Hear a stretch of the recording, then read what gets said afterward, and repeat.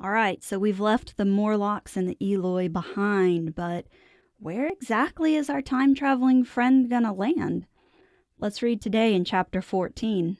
Enjoy! The Time Machine, an Invention. Written by H.G. Wells. Narrated by Aaron Robertson. Chapter 14. The Further Vision. I have already told you of the sickness and confusion that comes with time traveling, and this time I was not seated properly in the saddle, but sideways and in an unstable fashion. For an indefinite time I clung to the machine as it swayed and vibrated, quite unheeding how I went, and when I brought myself to look at the dials again, I was amazed to find where I had arrived.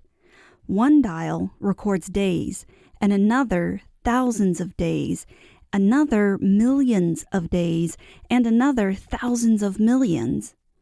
Now, instead of reversing the levers, I had pulled them over so as to go forward with them, and when I came to look at these indicators, I found that the thousands hand was sweeping round as fast as the seconds hand of a watch into futurity. As I drove on, a peculiar change crept over the appearance of things. The palpitating grayness grew darker. Then, though I was still traveling with prodigious velocity, the blinking succession of day and night, which was usually indicative of a slower pace, returned and grew more and more marked. This puzzled me very much at first. The alterations of night and day grew slower and slower, and so did the passage of the sun across the sky, until they seemed to stretch through centuries. At last, a steady twilight brooded over the earth, a twilight only broken now and then when a comet glared across the darkling sky. The band of light that had indicated the sun had long since disappeared, for the sun had ceased to set. It simply rose and fell in the west and grew ever broader and more red. All trace of the moon had vanished. The circling of the stars, growing slower and slower, had given place to creeping points of light. At last, some time before I stopped, the sun, red and very large, halted motionless upon the horizon, a vast dome glowing with a dull heat, and now and then suffering a momentary extinction. At one time it had for a little while glowed more brilliantly again, but it speedily reverted to its sullen red heat. I perceived by this slowing down of its rising and setting that the work of the tidal drag was done. The earth had come to rest with one face to the sun, even as in our own time the moon faces the earth. Very cautiously, for I remembered my former headlong fall, I began to reverse my motion. Slower and slower went the circling hands until the thousands one seemed motionless and the daily one was no longer a mere mist upon its scale. Still slower until the dim outlines of a desolate beach grew visible. I stopped very gently and sat upon the time machine, looking round. The sky was no longer blue. Northeastward it was inky black, and out of the blackness shone brightly and steadily the pale white stars. Overhead it was a deep Indian red and starless, and southeastward it grew brighter to a glowing scarlet, where, cut by the horizon, lay the huge hull of the sun, red and motionless. The rocks about me were of a harsh reddish color, and all the trace of life that I could see at first was the intensely green vegetation that covered every projecting point on their southeastern face. It was the same rich green that one sees on forest moss or on the lichen in caves, plants like these which grow in perpetual twilight. The machine was standing on a sloping beach. The sea stretched away to the southwest to rise into a sharp, bright horizon against the wan sky. There were no breakers and no waves, for not a breath of wind was stirring. Only a slight oily swell rose and fell like a gentle breathing, and showed that the eternal sea was still moving and living. And along the margin where the water sometimes broke was a thick incrustation of salt, pink under the lurid sky. There was a sense of oppression in my head, and I noticed that I was breathing very fast. The sensation reminded me of my only experience of mountaineering, and from that I judged the air to be more rarefied than it is now. Far away, up the desolate slope, I heard a harsh scream, and saw a thing like a huge white butterfly go slanting and fluttering up into the sky, and circling, disappear over some low hillocks beyond. The sound of its voice was so dismal that I shivered and seated myself more firmly upon the machine. Looking round me again, I saw that, quite near, what I had taken to be a reddish mass of rock was moving slowly towards me. Then I saw the thing was really a monstrous, crab-like creature.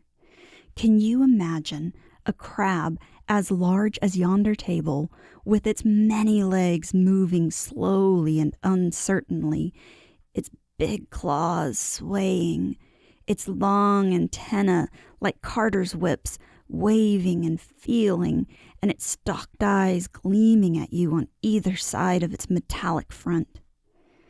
Its back was corrugated and ornamented with ungainly bosses, and a greenish incrustation blotched it here and there. I could see the many palps of its complicated mouth flickering and feeling as it moved. As I stared at this sinister apparition crawling towards me, I felt a tickling on my cheek, as though a fly had lighted there.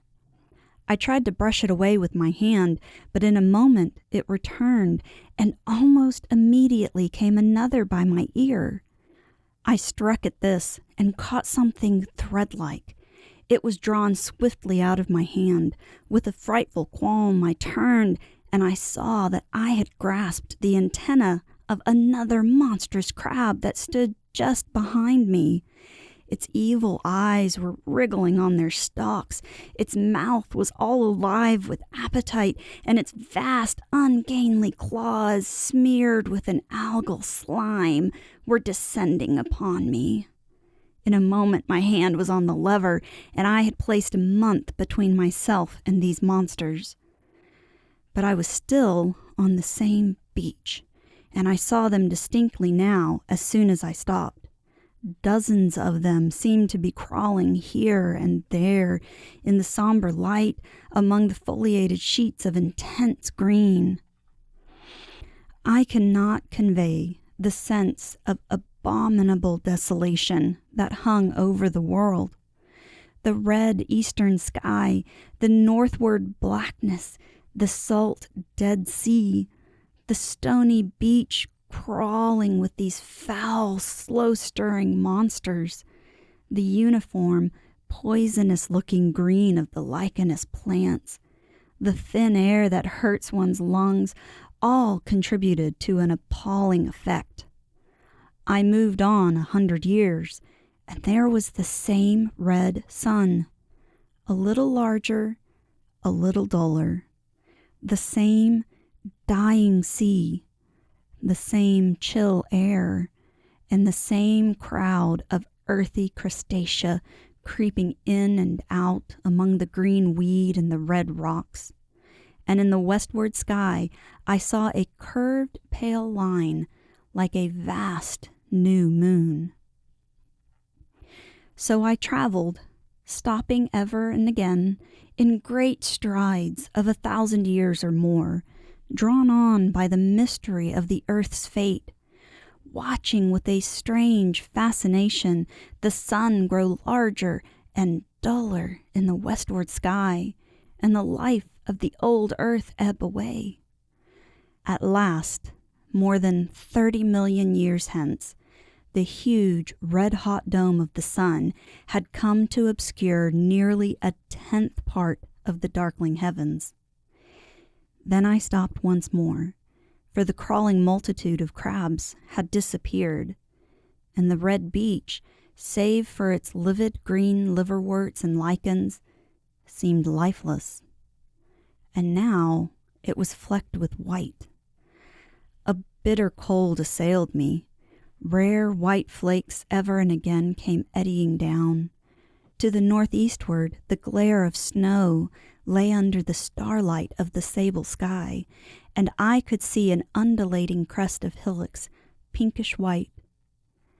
There were fringes of ice along the sea margin, with drifting masses farther out, but the main expanse of that salt ocean, all bloody under the eternal sunset, was still unfrozen. I looked about me to see if any traces of animal life remained. A certain indefinable apprehension still kept me in the saddle of the machine, but I saw nothing moving in earth or sky or sea. The green slime on the rocks alone testified that life was not extinct. A shallow sandbank had appeared in the sea, and the water had receded from the beach. I fancied I saw some black object flopping about upon this bank, but it became motionless as I looked at it, and I judged that my eye had been deceived, and that the black object was merely a rock. The stars in the sky were intensely bright, and seemed to me to twinkle very little. Suddenly I noticed that the circular westward outline of the sun had changed, that a concavity, a bay, had appeared in the curve. I saw this grow larger. For a minute, perhaps, I stared aghast at this blackness that was creeping over the day, and then I realized that an eclipse was beginning. Either the moon or the planet Mercury was passing across the sun's disk. Naturally, at first I took it to be the moon, but there is much to incline me to believe that what I really saw was the transit of an inner planet passing very near to the Earth. The darkness grew apace. A cold wind began to blow in freshening gusts from the east, and the showering white flakes in the air increased in number. From the edge of the sea came a ripple and whisper. Beyond these lifeless sounds, the world was silent. Silent? It would be hard to convey the stillness of it. All the sounds of man, the bleating of sheep, the cries of birds, the hum of insects, the stir that makes the background of our lives, all that was over. As the darkness thickened, the eddying flakes grew more abundant, dancing before my eyes, and the cold of the air more intense. At last, one by one, swiftly one after the other, the white peaks of the distant hills vanished into blackness. The breeze rose to a moaning wind. I saw the black central shadow of the eclipse sweeping towards me.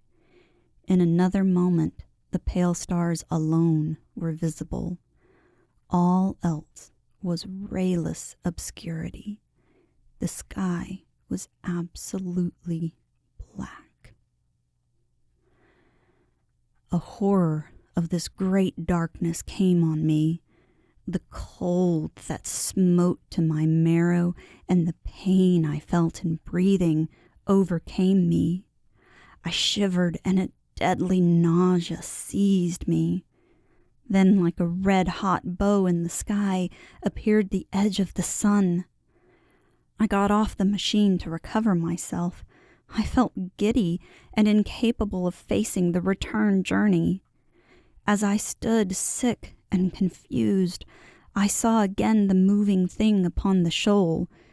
There was no mistake now that it was a moving thing against the red water of the sea. It was a round thing, the size of a football, perhaps, or it may be bigger, and tentacles trailed down from it. It seemed black against the weltering blood-red water, and it was hopping fitfully about. Then I felt I was fainting, but a terrible dread of lying helpless in that remote and awful twilight sustained me while I clambered upon the saddle. So it seems that we are in the sunset of the earth itself. Hopefully our time traveler friend will come home soon and not go too much further into the future. We'll find out tomorrow. Until then, thanks for listening. This has been a reading of a public domain book from www.gutenberg.org. For more information about the narrator, visit www.erin-robertson.com or find her on Facebook at Narrated by Erin Robertson. Don't forget to hit the subscribe button